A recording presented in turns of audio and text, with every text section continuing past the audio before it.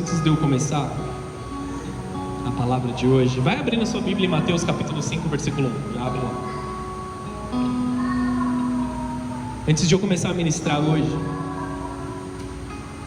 eu quero te dizer que eu sempre fui muito compromissado, até de uma certa forma obcecado. Não é uma palavra muito boa, mas é uma realidade. Em fazer com que as pessoas que estão ao meu redor cresçam espiritualmente. Eu não me importo se alguém vai crescer mais do que eu, pregar mais do que eu, fazer mais coisas do que eu faço. Na verdade, não é sobre mim, é sobre Jesus Cristo. Que pessoas se encontrem com Jesus e alcancem aquilo que Ele tem.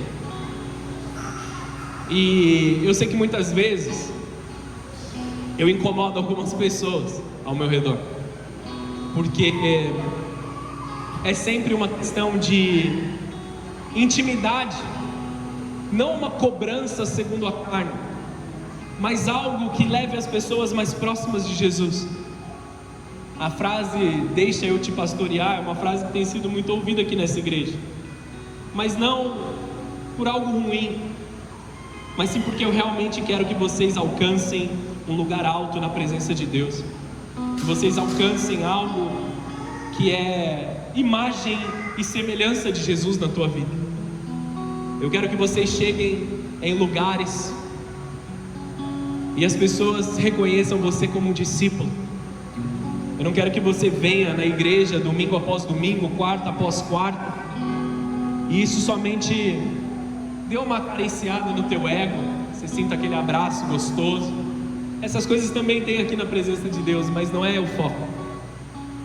Cristianismo também não é sobre sermos moralmente corretos, vai findar nisso. Mas cristianismo é sobre Jesus, sobre o sacrifício de cruz, sobre Ele ter morrido por nós e nós estarmos ali santos diante de Deus. Então deixa eu te pastorear nessa noite, amém? Nós vamos chegar em um lugar, amados, em que nós passaremos a viver obras maiores com o Senhor Jesus. Nós vamos chegar em um lugar aonde nós não somente vamos ter um encontro com Jesus, mas ver uma visitação tão poderosa que o sobrenatural vai tomar o natural. Estou profetizando, amém? Vai dizendo amém aí sobre tudo. O natural ele vai ter que ir embora e o sobrenatural vai vir.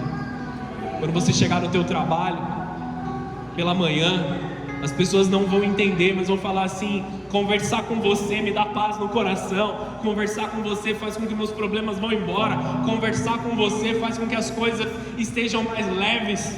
Aí a sua resposta vai ser: porque eu conheço um cara que veio junto comigo para cá hoje. Eu conheço uma pessoa que veio aqui para te curar e para te transformar, e esse é o Senhor Jesus. É na presença dele que eu tenho caminhado. Não é sobre mim, é sobre aquele que está comigo, sobre aquele que está dentro de nós. Como nós declaramos aqui no final do culto: se Deus é por nós, quem será contra nós? Quem há de se levantar contra as nossas vidas? Isso está escrito em Romanos 8:31, se eu não estou enganado.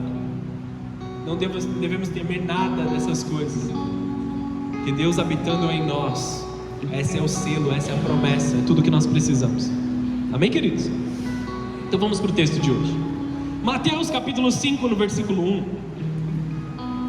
Certo dia, quando Jesus viu que as multidões se ajuntavam, subiu à encosta do monte e ali sentou-se. Seus discípulos se reuniam ao seu redor e ele começou a ensiná-los. Eu estava lendo Mateus, eu comecei a minha leitura anual por Mateus esse ano. E quando eu li esse texto, ele saltou aos meus olhos. Porque Jesus viu as multidões. E aqui é o começo do Sermão do Monte. A gente vai falar do Sermão do Monte às quartas-feiras, numa série de mensagens, amém? Já tinha falado isso, você vem na quarta-feira e você recebe essas 4 mensagens que já estão preparadas por Deus. Mas Jesus, ele subiu no monte e ele viu as multidões chegando. E além das multidões, ele viu os discípulos chegando. O próprio Senhor Jesus naquele momento fez uma diferenciação daqueles que estavam indo ali apenas para vê-lo, estavam indo ali apenas para ter ali um pedaço dele, se encontrar com ele, até às vezes receber um milagre, receber uma cura, porque Deus fazia isso com a multidão, assim como com todos. Mas ele identificou os seus discípulos ao seu redor. O tema da mensagem de hoje é os discípulos ao redor de Cristo. Amém? Esse é o nosso lugar. Esse é o nosso lugar, é estar ao redor de Jesus. João, quando ele está escrevendo o evangelho dele, ele fala assim: o discípulo a quem Jesus amava se sentava ao lado dele na ceia. Ele fez a pergunta difícil. E João é até um tanto quanto cara de pau, né? Tem um monte de discípulo ali. Ele fala assim: o discípulo a quem Jesus amava, eu estava ao lado do Pai. Mas não é sobre soberba ou orgulho, é sobre ele entender a posição dele. É sobre você entender que você é um discípulo amado do seu Pai.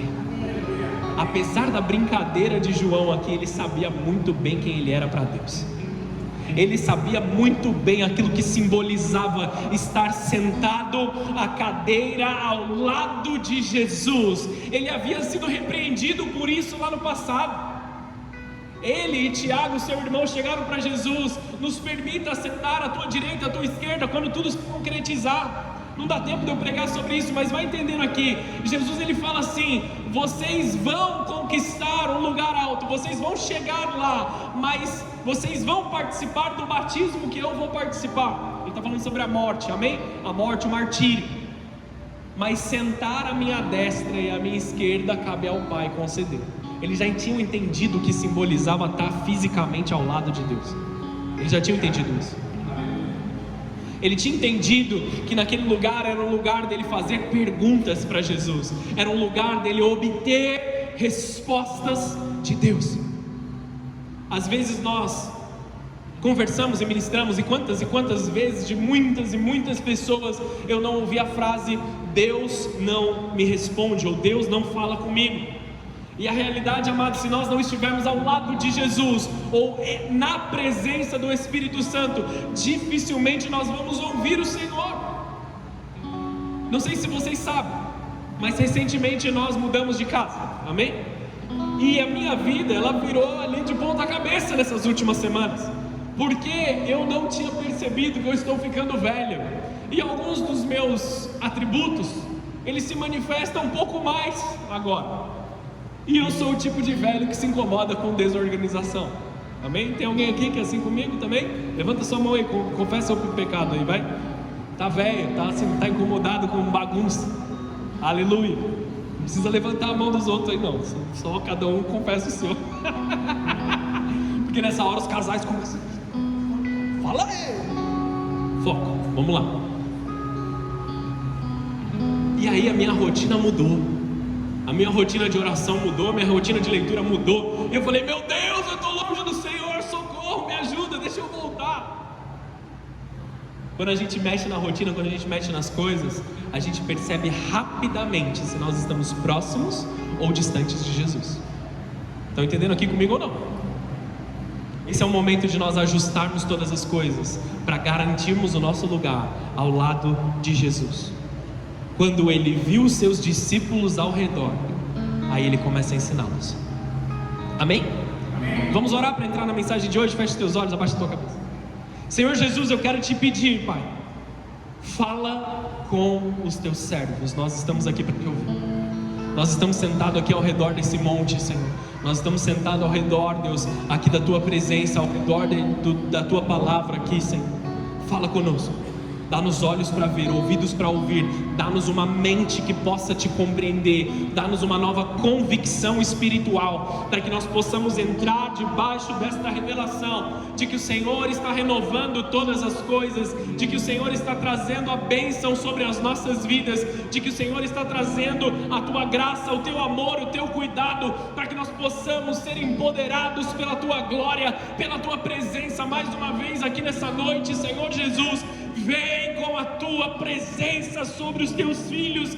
Fala conosco, porque nós temos fome e nós temos sede da tua presença. Espírito Santo, ministra o nosso entendimento, em nome de Jesus. Amém e amém. Se você crê e concorda, dá uma salva de palmas ao Senhor aí.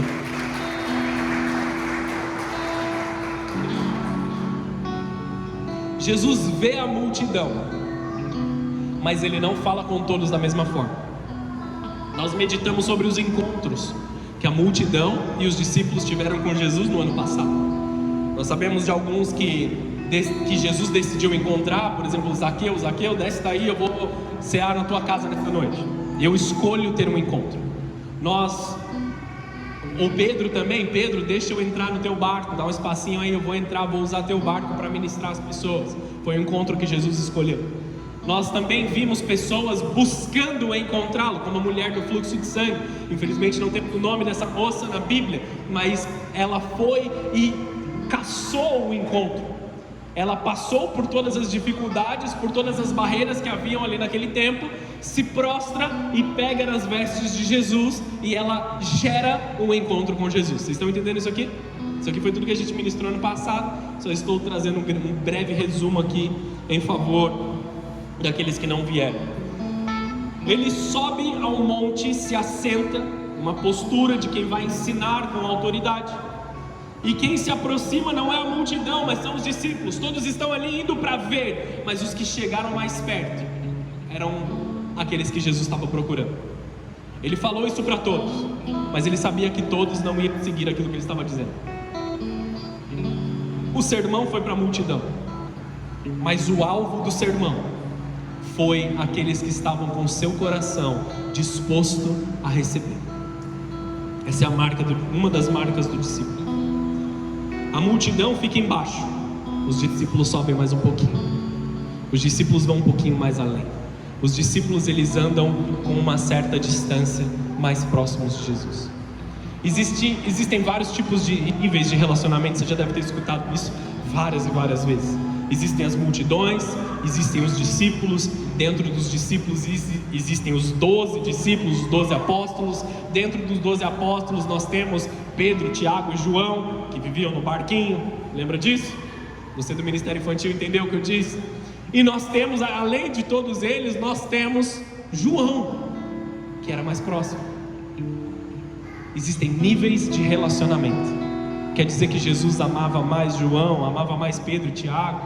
Será que ele amava mais nessa escala? Não. Mas eles se dedicavam mais a estar na presença de Deus. Você está entendendo isso? Quanto nós estamos dedicados a estar com Ele? O ano precisa começar desse jeito. Todo mundo quer ver Jesus operar milagres, e Jesus tem milagres para todos aqueles que clamam a tua presença. Mas poucos querem subir para ouvir o teu ensino.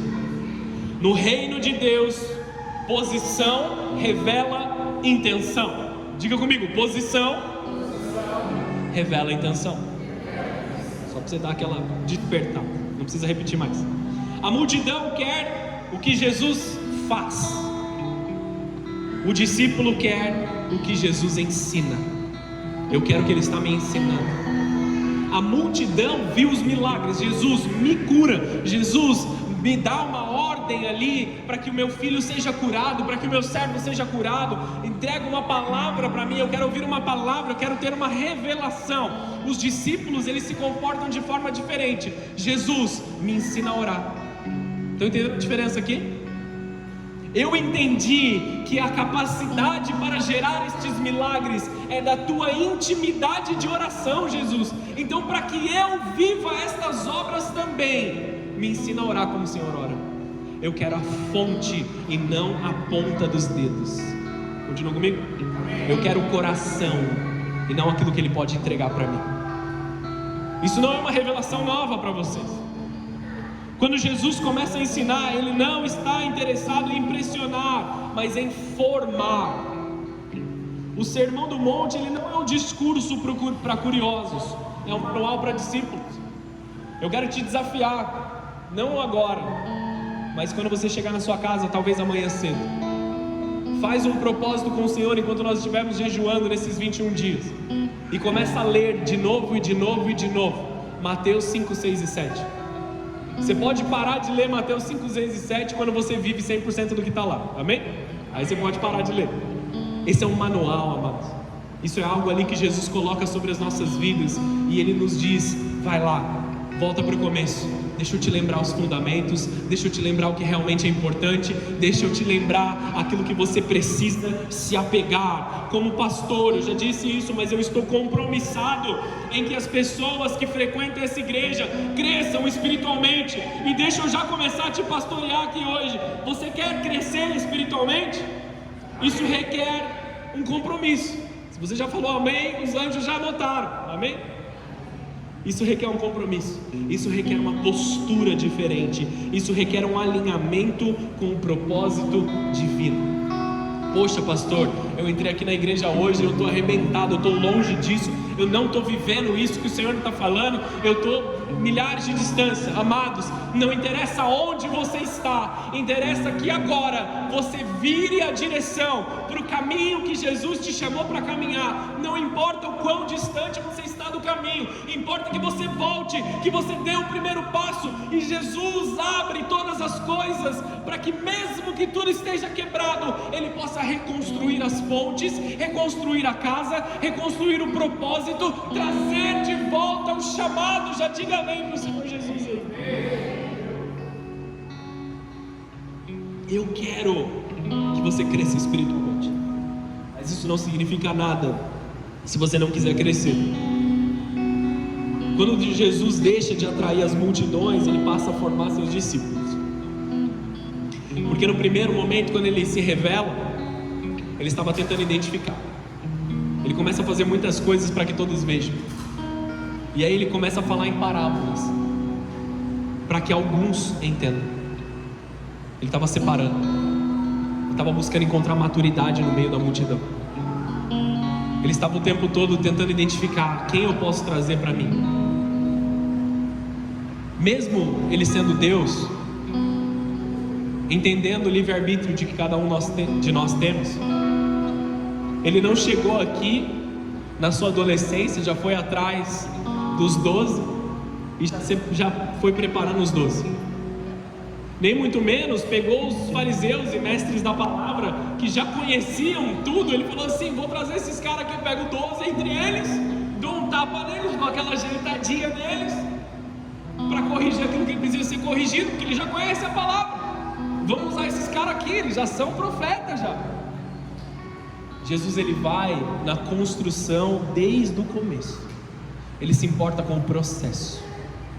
Ele se importa com o processo de crescimento na presença dEle. Ele se importa com o quanto você está compromissado em se entregar e crescer na presença dEle. Opa, peraí que eu me perdi aqui no meu texto. E aí a gente entra em João 6. Não dá tempo de eu ler o texto de João 6 inteiro, é muito grande esse capítulo, mas eu vou ler alguns pedaços aqui, eu vou te explicando.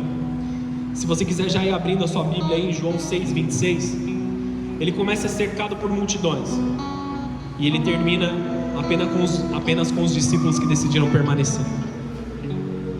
Esse capítulo revela que nem todo seguidor é um discípulo, e nem todo discípulo permanece. Ele está buscando aqueles que vão permanecer nessa estação, o remanescente fiel do Senhor Jesus, os cristãos que vão permanecer no fim dos tempos, porque os tempos são maus, amigos. A dificuldade é muito grande. Vou falar uma frase que eu tenho falado há muito tempo aqui: ser cristão há 10 anos atrás era diferente do que ser cristão nos dias de hoje. As coisas estão, a maldade, eu digo, ela está acelerada. Qualquer pequena brechinha que você der, as trevas estão tentando chegar, estão tentando arrebentar, porque Satanás, o acusador dos irmãos, ele sabe que o tempo dele está chegando de ser destruído e destronado. Amém, amados? Quem ele puder tragar com ele para o inferno, ele está tentando abraçar agora. Ser cristão está cada vez mais difícil, e nós estamos vivendo um tempo que aponta para a grande tribulação. Amém, amados? Estão aqui comigo? as coisas têm ficado sim mais difíceis, as coisas têm ficado sim mais complexas de se viver. Para que nós possamos ser o remanescente fiel, nós não podemos viver meias verdades da presença do Senhor. Nós precisamos viver a plenitude daquilo que Ele tem para nós. João 6, versículo 26. Vamos lá. Jesus respondeu: eu lhes digo a verdade, vocês querem estar comigo, não porque entenderam os sinais, mas porque lhes dei alimento. Fica com João 6 aberto na tua Bíblia aí, que a gente vai ler mais vezes. A multidão seguiu Jesus pelo milagre, pelo pão e pela provisão. O discípulo verdadeiro, segundo a palavra aqui, ele permanece na palavra, ele busca a verdade que liberta, ele não vive de uma fé utilitarista. Existe, amados, eu preciso te alertar quanto a isso, existe um modelo de cristianismo, um modelo em que as pessoas estão atribuindo ao cristianismo que se assemelha muito mais com a igreja de Laodiceia do que Filadélfia. Se você não entendeu, me pergunta depois do culto que eu te dou detalhes sobre isso. A igreja de Laodiceia é a igreja do fim dos tempos, ou a igreja, Laodiceia significa, o nome da cidade, mas significa meus direitos, ou direitos do povo. É um evangelho voltado para o eu, para o que eu quero, porque eu vou conseguir, para a minha provisão, para a minha providência, para a minha bênção. E aí nós estamos de novo construindo bezerros de ouro, enquanto Moisés não desce do altar. Está demorando para a resposta chegar, está demorando para aquilo acontecer. Eu vou construir um bezerro de ouro e eu vou adorar, que é a minha prosperidade. Nós acabamos olhando para todas as coisas, para todo tipo de evangelho que simplesmente nos satisfaça. Aí vai chegar o momento que Jesus vai te dizer: tá bom, você está me buscando, mas você está me buscando em um lugar onde eu não estou me manifestando. Você está me buscando pelo milagre, você está me buscando pelo pão, você está me buscando pela provisão. Eu tenho todas essas coisas, mas eu quero que você me busque pelo relacionamento. É isso que Jesus está te dizendo. Ele vai te dar todas essas coisas. Eu não estou falando que é para você sofrer, que você vai andar descalço para as ruas com todas as suas roupas rasgadas. Ele tem provisão, Ele tem providência, Ele quer cuidar de nós. Mateus 6 também diz que nós não devemos nos preocupar. Eu estou me adiantando aqui, porque Ele veste os lírios do campo, quanto a mais nós, falhos e pecadores. Ele tem todas as coisas para nós. Mas não andeis ansiosos com estas coisas. Busquem em primeiro lugar o reino dos céus. Você já não precisa vir no culto de quarta-feira, né? Já dei um spoiler. Brincadeira, vem sim quarta-feira. Isso fala no Sermão do Monte.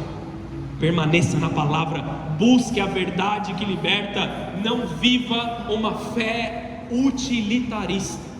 Eu faço porque me é útil. E aí nós vestimos Jesus em nós como nós colocamos um relógio no nosso pulso. Nós não vivemos com Ele. Eu sou um cristão, ó, eu coloquei aqui o relógio. Agora isso aqui mostra que eu sou um cristão. Vocês estão entendendo isso?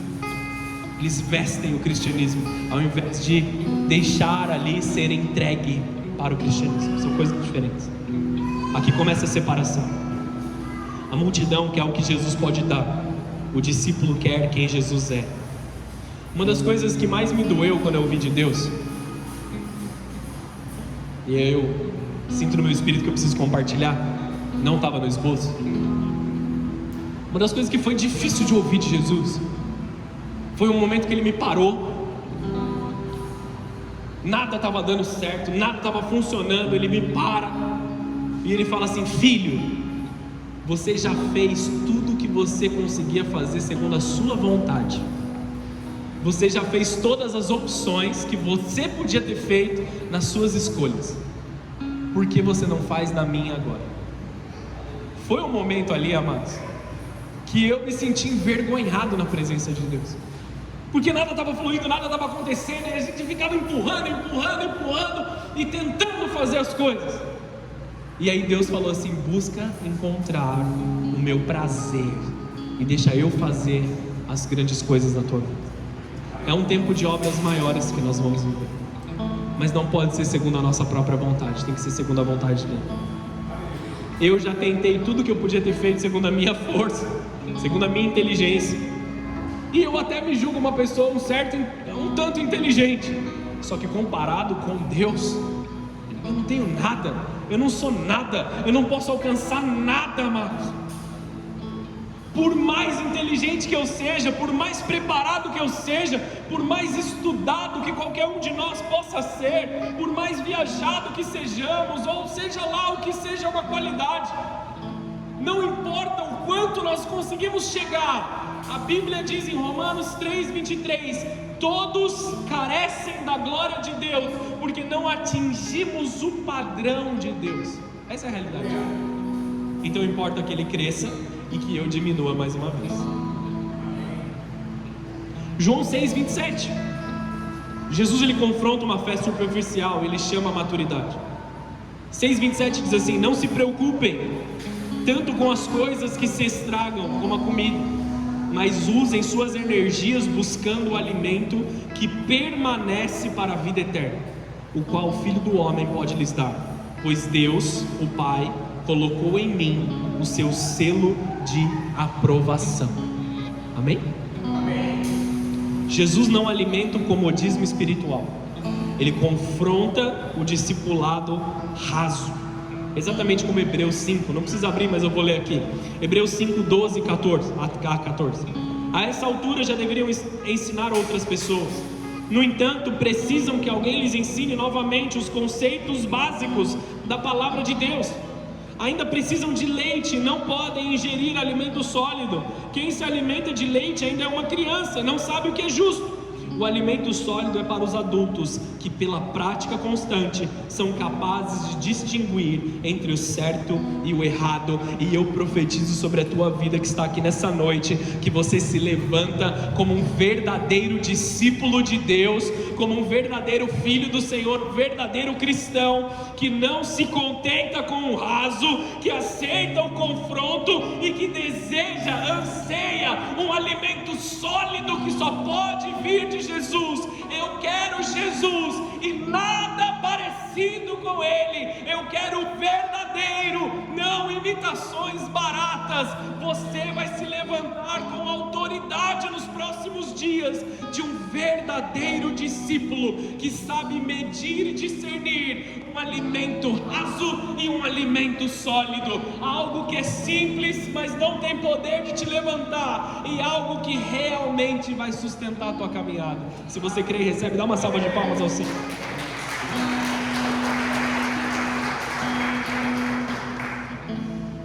Vou correr aqui, senão não dá tempo de acabar. João 6, 53 a 55. Então Jesus disse novamente: eu lhes digo a verdade, se vocês não comerem a carne do Filho do Homem e não beberem o seu sangue, não terão a vida em si mesmos. Mas quem come a minha carne e bebe o meu sangue terá a vida eterna, e eu o ressuscitarei no último dia. Pois a minha carne é a verdadeira comida, e o meu sangue é a verdadeira bebida. Jesus ele usa uma linguagem difícil, porque até aquele ponto ele não tinha morrido na cruz, e nós não tínhamos associado ainda a ceia do Senhor com Cristo morrendo na cruz e liberando o teu sangue que nos salva.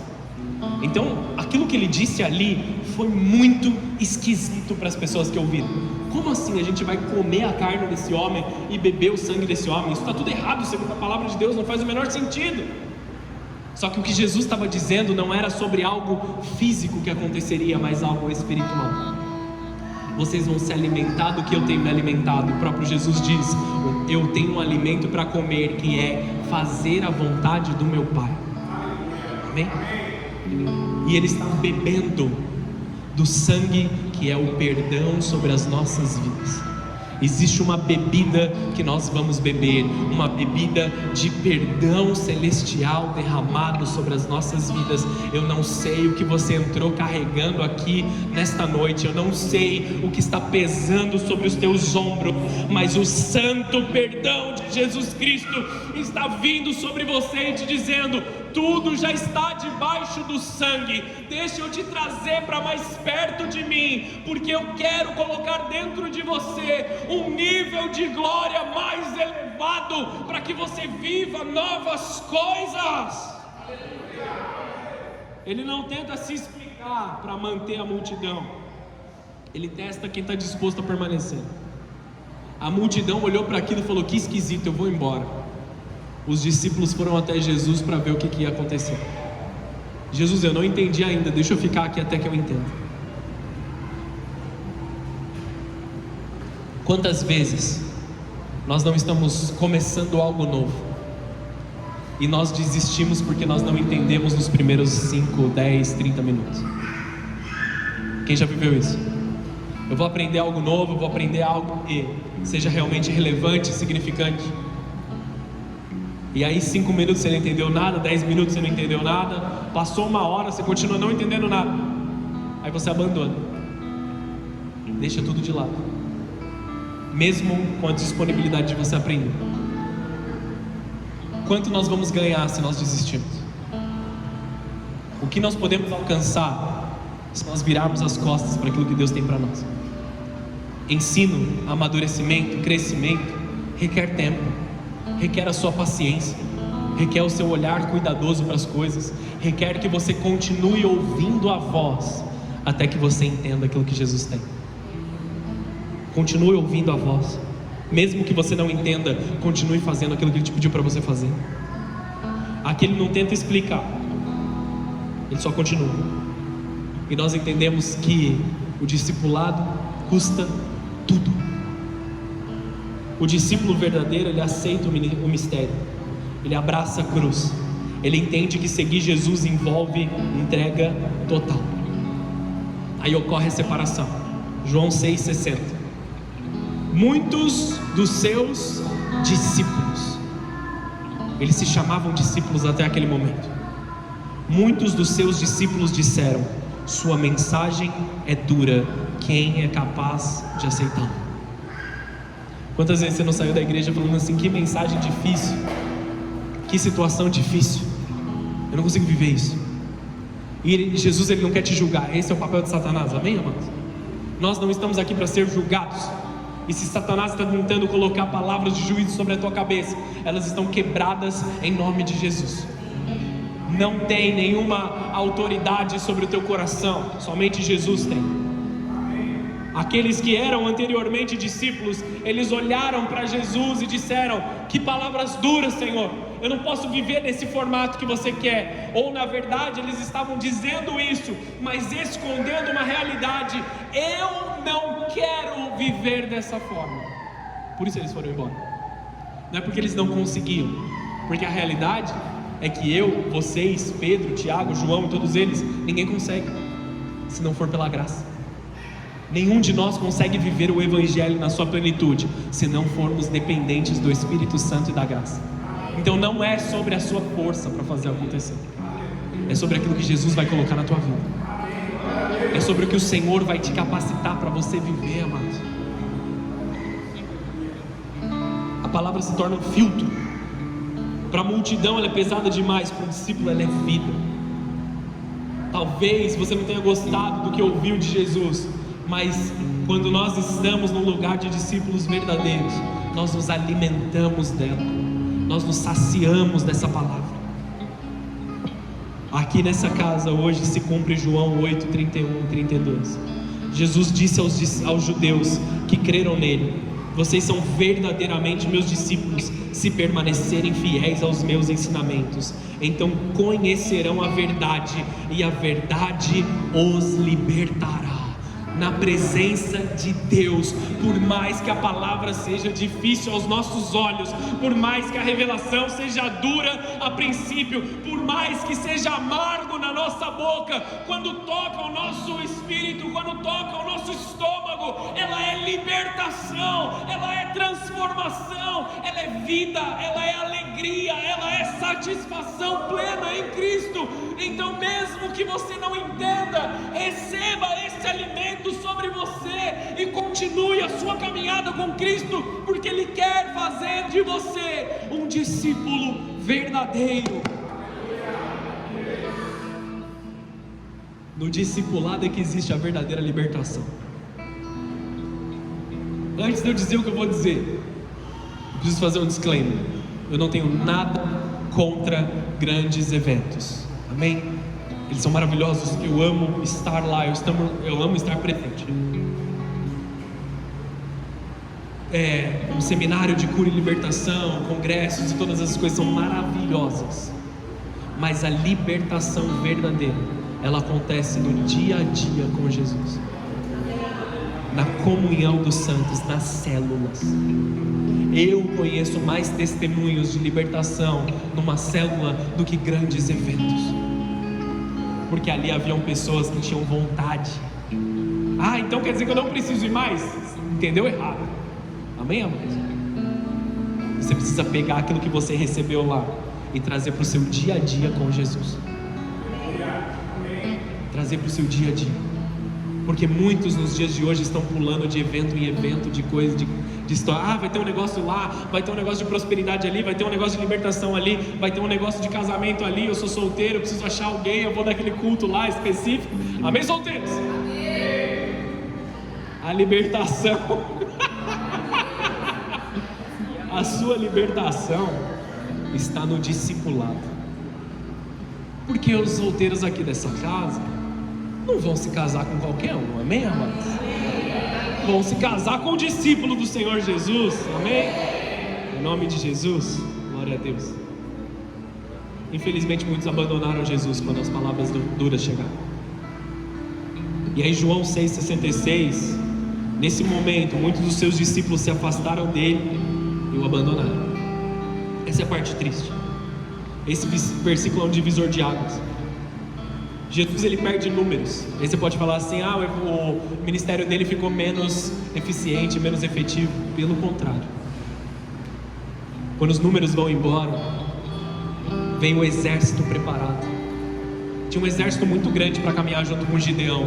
Deus falou assim: peraí, faz uma peneira, manda eles beberem água. Você conhece esse texto? Vou dar um parênteses aqui, não estava na mensagem. Manda eles beberem água. Eles estavam cansados de marchar, era um exército, estava todo preparado, aparamentado para a guerra. Alguns, quando viram as águas, eles se colocaram de joelhos, abaixaram a cabeça e colocaram a cara na água para saciar sua sede. Amém? A maioria fez isso. Eles se esqueceram do propósito e deixaram a necessidade atual falar mais alto do que a guerra. Outros homens eram homens preparados pela guerra. Eles estavam ali com uma missão, eles estavam ali numa direção, num propósito. Então, ao invés deles se abaixarem e colocar a cara na água, eles se prostram com apenas um joelho, preparados para a guerra, colocam uma das suas mãos na espada e uma das suas mãos eles pegavam água e lambiam como cachorros. É o que a palavra de Deus dizia. Por quê? Eu estou preparado se o inimigo aparecer. A minha necessidade não é mais importante do que a minha missão. Eu não gosto do meu irmão que está do meu lado, ele não é legal, ele fala alto, ou ele fala baixo demais, ele pula muito, ou ele não pula nada. A sua necessidade de se satisfazer não é maior do que a missão que Jesus tem para você. Muitas vezes aquilo que falta em você está no irmão que você não gosta muito. Amém? Só uma palavra profética que eu joguei ao ar, quem quiser pegar.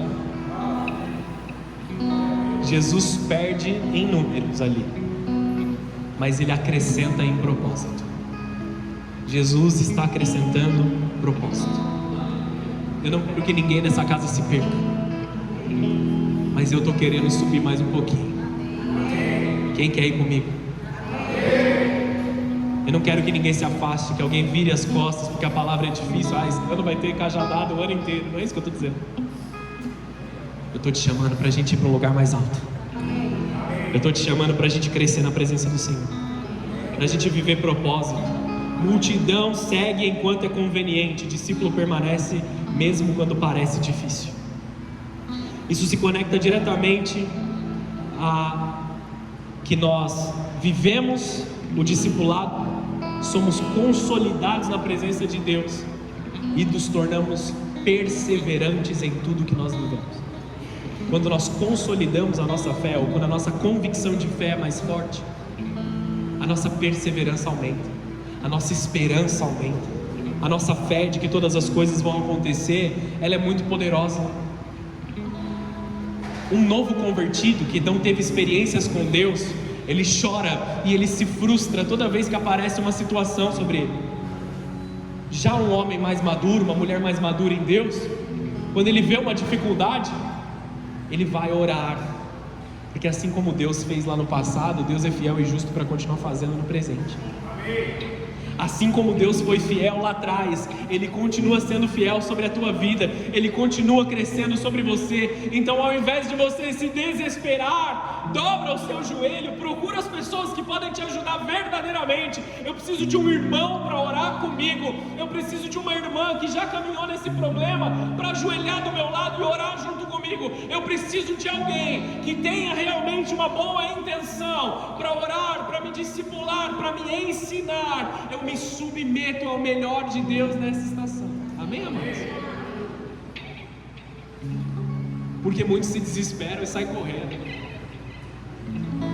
reclama nas redes sociais, reclama em todos os lugares errados e para as pessoas erradas.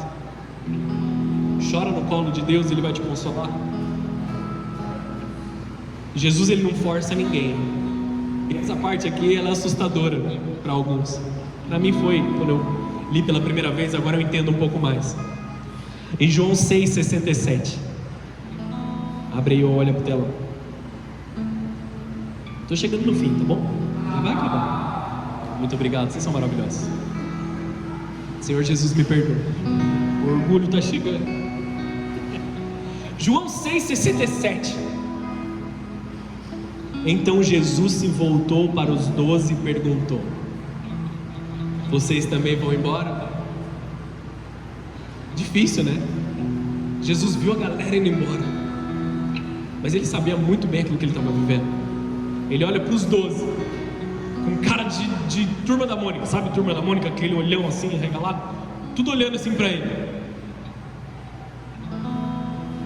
Jesus, você não vai fazer nada? Você vai deixar eles embora? E vocês 12 aí? Vocês querem ir embora também? Se vocês quiserem, essa é a hora. Basicamente é isso que Ele estava dizendo. Amados, Jesus, Ele está preocupado com aqueles que querem ficar com Ele. Jesus não força ninguém, Ele confronta com uma decisão pessoal. Jesus respeita as suas decisões. O reino não se constrói por coerção, obrigação, mas com convicção. Minha convicção, sua convicção. Não é obrigado a seguir. Eu tenho uma convicção de que eu vou seguir. Respeitar as decisões não quer dizer que Ele vai abençoar os caminhos pecaminosos. Deixa eu te pastorear aqui, meu querido e amado filho espiritual dessa casa. Entenda uma coisa: a sua decisão pode ser chamativa a princípio, mas o favor de Deus é encontrado apenas aonde existe o prazer de Deus. Deus, Ele respeita a sua decisão, mas se você decidir habitar fora do caminho, Ele remove o favor dEle da tua vida. Isso é uma realidade. Lembra que eu disse agora há pouco sobre Deus ter me parado no meio do caminho e dito assim: você tentou do seu jeito já o quanto você quis, você já esgotou suas oportunidades, agora faz do meu jeito, encontre prazer em mim. Eu estou me usando como um testemunho aqui. A sua decisão pode ser chamativa a princípio, mas não caminhe longe do favor de Deus. O prazer de Deus e o favor de Deus se encontram no mesmo lugar. Efésios 5:10. Se cansou desse versículo, mas eu vou falar de novo. Procurem descobrir o que agrada o Senhor. Procure encontrar o que agrada o Senhor. Vá atrás daquilo que realmente agrada a Deus. Encontre a Deus diariamente naquilo que agrada ao Senhor. Encontre com Deus. O encontro com Deus está na seguinte resposta. Voltamos para João 6, versículo 68. Jesus falou: vocês querem ir embora? Aí nós temos os verdadeiros discípulos respondendo essa pergunta. Simão Pedro respondeu, versículo 68: Senhor, para quem nós iremos? O Senhor tem as palavras da vida eterna. Nós cremos e sabemos que o Senhor é o Santo de Deus. Pedro não disse que ele entendia tudo. Pedro não tinha entendido metade até esse momento. Pedro questiona Jesus por várias coisas, e mesmo as coisas que ele entendeu, ele ainda entendeu errado, porque tem momentos que Jesus o repreende de forma muito dura. Ele fala assim: sai para trás de mim, Satanás. Você não pensa como as coisas de Deus, mas como as coisas dos homens. Essa foi uma frase que o próprio apóstolo e discípulo Pedro ouviu de Jesus. Ele não entendeu tudo, ele não gostava das coisas que Jesus falava. Algumas iam contra aquilo que Pedro queria, mas ele sabia que Jesus tinha as palavras de vida eterna. Permanecemos porque só Jesus é a vida. E quando nós passamos a perceber a vida de Jesus em nós, nós percebemos que não existe nada mais prazeroso, mais agradável, mais abençoador do que agradar a Deus. E aí nós vivemos em alegria, nós vivemos em paz, nós vivemos numa solitude, uma solidez, daquilo que Deus está fazendo nas nossas vidas. Nós vivemos em algo realmente sólido, e não que nós podemos perder a qualquer momento. Se você tem medo de perder aquilo que você construiu o tempo todo, você está construindo a sua casa no solo errado. Quando os construímos no solo que é Jesus, nada pode destruir. E ainda que algo que você construiu tenha caído, é uma hora de você voltar para o solo certo e colocar o alicerce de novo. Eu não sei qual área da tua vida em 2025 gerou algum problema, mas é a hora de você voltar para o alicerce, amado. Eu não sei se talvez a sua vida financeira tenha descarrilhado nesse último ano. Volta para o alicerce, coloca o alicerce, coloca aquilo de volta e deixa Deus reconstruir todas as coisas. Apesar de nós termos quebrado algo que Deus nos deu, ainda existe propósito, ainda existe chamado, e Ele vai restituir, porque a palavra nos diz que esta é uma realidade. Ele há de fazer infinitamente mais tudo aquilo que nós planejamos e pensamos.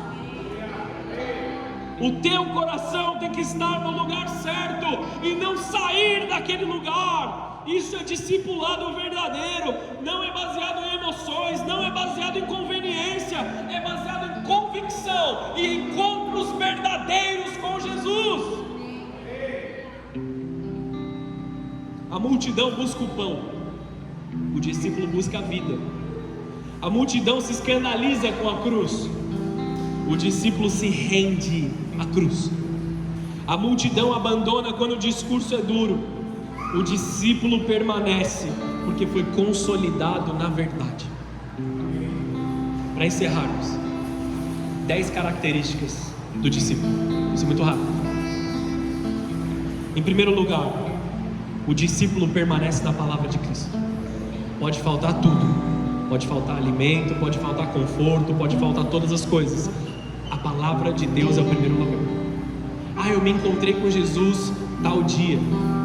Você leu a palavra nesse dia que você se encontrou com Jesus? Não existe um encontro verdadeiro com Jesus se a palavra de Deus não for o centro. Não negocie o seu tempo com Jesus através da palavra. Ler a Bíblia para mim é difícil, amado. Se ler a Bíblia para você é difícil, o que vai ser fácil na tua vida? Amém? Estão entendendo isso aqui? Se você não consegue se concentrar ali por menor tempo que seja, dificilmente você vai ser abençoado. Se você não conhece aquilo que Deus tem para você, como você vai tomar posse das promessas? Como você vai crescer naquilo que o Senhor tem para você? Amém? É duro, eu sei, mas é a verdade que nos liberta. O discípulo, em segundo lugar, ele vive uma fé prática e visível. Um discípulo de Deus, ele não é confundido. O discípulo de Deus, ele não é alguém que cada dia está vivendo em um formato, de uma forma. Ele é constante nos seus caminhos, ele vive de forma prática. As pessoas conseguem ver o perdão de Deus na vida dele, a manifestação da graça de Deus na vida dele, nas palavras que saem da boca dele. dá tempo de eu dar exemplo, mas ele vive com coerência entre o que crê e o que pratica. Ele segue Jesus de forma concreta, diária e observável. Ele demonstra a sua fé através de atitudes. Terceira marca do discípulo: ele obedece a Cristo, mesmo quando isso custa alguma coisa. Amados, quanto vai te custar seguir a Jesus? Toda a sua vida. Já estou te falando desde já. É um evangelho de cruz. É o evangelho do negue-se a si mesmo e viva com ele. É esse evangelho que a gente prega. Essa é a palavra de Deus. É isso que está escrito na minha Bíblia, e é isso que está escrito na tua Bíblia também. Negue-se a si mesmo. É um evangelho de cruz. É um evangelho que custa. É um evangelho que requer de nós obediência. Responde ao chamado de Jesus com obediência. Aceita o custo da cruz. Rejeita uma graça barata, um comodismo espiritual. Todas essas coisas te levam a cair mais na frente. Por mais que pareça que está tudo bem, por mais que pareça que as coisas estão fluindo legal, te faz cair lá na frente. Entende que seguir Jesus envolve renúncia. Em quarto lugar, submete-se ao processo de aprendizado e imitação de Cristo. A palavra submissão é uma palavra difícil de se ouvir, mas justamente por isso que ela está aqui nessa mensagem. Jesus está te chamando para se submeter a Ele. Não, de novo, não é para você se submeter à minha liderança como pastor, não é para você se submeter ao ministério, é para você se submeter a Cristo. E uma vez que você entende isso, você passa a permanecer e você passa a honrar aquilo que Jesus instituiu. Deixa Jesus falar com você. É um tempo de submissão. É um tempo de nos submetermos. Se essa palavra te incomoda, se a palavra submissão te incomoda, ore ao Senhor Jesus e diga: Jesus, me ensina a ser uma pessoa submissa. Submissa à tua palavra. Submisso não é alguém que é empurrado de um lado para o outro. Não é alguém que não tem opinião, não é alguém que não tem propósito.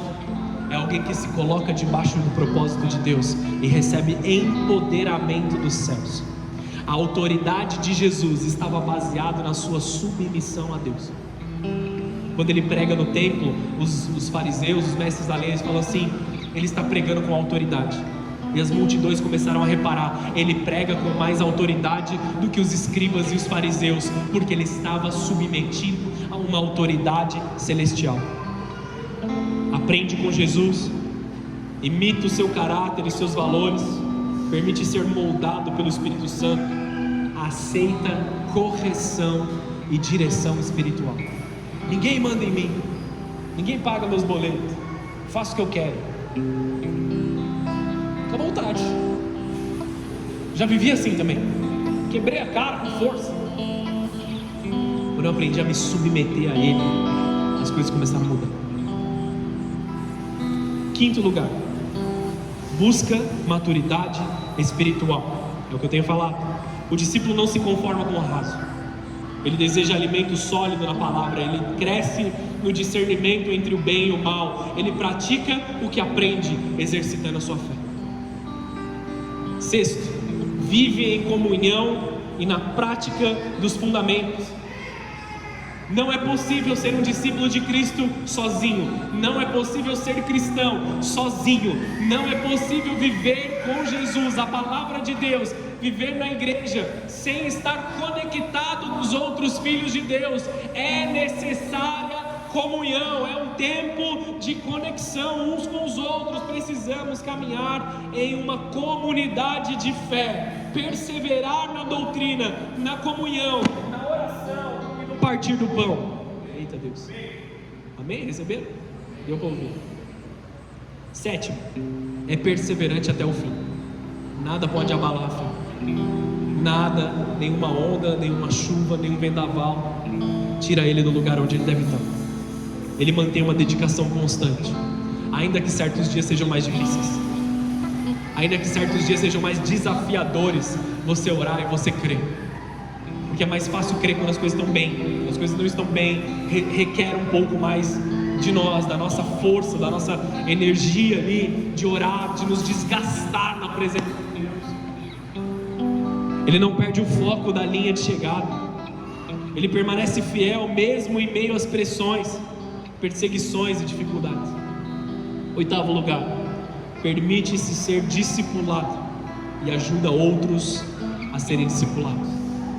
Se você não está permitindo que ninguém te ajude, infelizmente você não vai crescer.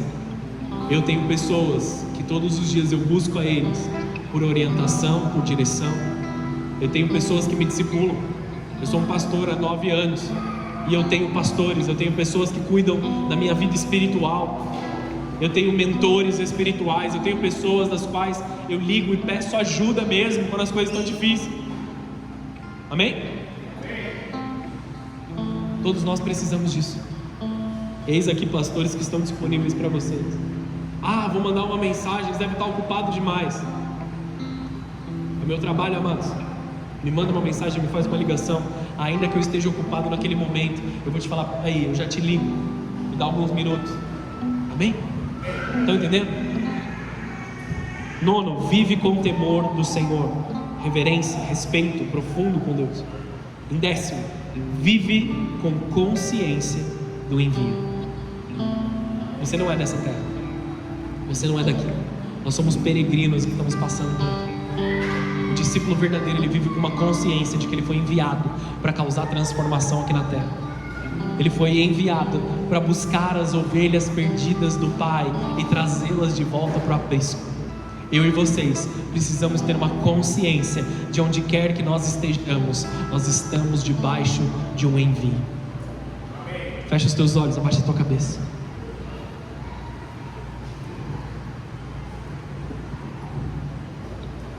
Nós vamos adorar o Senhor aqui agora. E eu quero fazer 2 orações antes de nós encerrarmos. Em primeiro lugar, que todos estejam com os olhos fechados e a cabeça curvada mesmo. Vamos dar privacidade uns aos outros aqui. Isso é entre você e Deus.